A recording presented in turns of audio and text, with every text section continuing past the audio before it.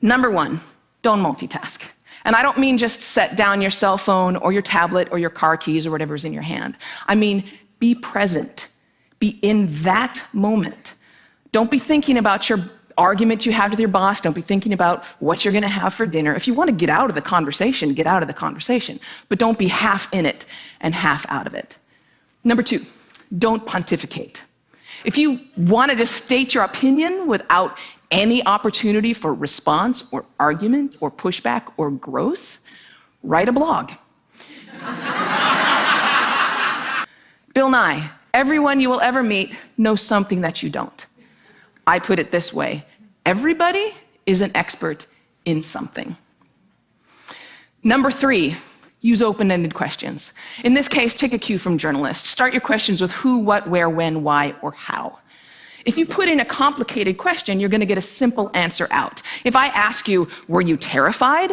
You're going to respond to the most powerful word in that sentence, which is terrified, and the answer is, yes, I was, or no, I wasn't. Were you angry? Yes, I was very angry.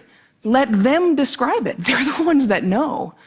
Try asking them things like, what was that like? How did that feel?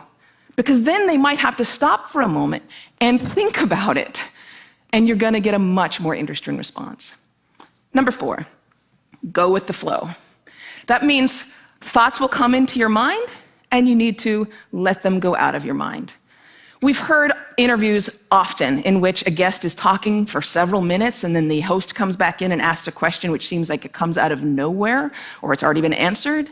That means the host probably stopped listening 2 minutes ago because he thought of this really clever question, and he was just bound and determined to say that. And we do the exact same thing. We're sitting there having a conversation with someone, and then we remember that time that we met Hugh Jackman in a coffee shop, and we stop listening. Stories and ideas are going to come to you. You need to let them come and let them go. Number five, if you don't know, say that you don't know. Do that. Err on the side of caution. Talk should not be cheap. Number six, don't equate your experience with theirs. If they're talking about having lost a family member, don't start talking about the time that you lost a family member. If they're talking about the trouble that they're having at work, don't tell them about how much you hate your job. It's not the same. It is never the same. All experiences are individual. And more importantly, it is not about you. You don't need to take that moment to prove how amazing you are or how much you've suffered. Somebody asked Stephen Hawking once what his IQ was, and he says, I have no idea. People who brag about their IQs are losers. Conversations are not a promotional opportunity. Number seven, try not to repeat yourself. It's condescending and it's really boring. And we tend to do it a lot, especially in work conversations or in conversations with our kids. We have a point to make, so we just keep rephrasing it over and over. Don't do that. Number eight, stay out of the weeds. Frankly, people don't care about the years, the names, the dates, all those details that you're struggling to come up with in your mind. They don't care. What they care about is you. They care about what you're like, what you have in common. So forget the details. Leave them out. Number nine, this is not the last one, but it is the most important one. Listen. I cannot tell you how many really important people have said that listening is perhaps the number one most important skill that you could develop. Buddha said, and I'm paraphrasing, if your mouth is open, you're not learning. And Calvin Coolidge said, no man ever listened his way out of a job.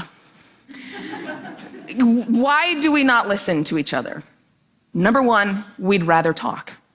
When I'm talking, I'm in control. I don't have to hear anything I'm not interested in. I'm the center of attention. I can bolster my own identity. But there's another reason. We get distracted. The average person talks at about 225 words per minute, but we can listen at up to 500 words per minute. So our minds are filling in those other 275 words. And look, I know it takes effort and energy to actually pay attention to someone. But if you can't do that, you're not in a conversation. You're just two people shouting out barely related sentences in the same place. You have to listen to one another. Stephen Covey said it very beautifully. He said, most of us don't listen with the intent to understand. We listen with the intent to reply. One more rule, and number 10, and it's this one: be brief.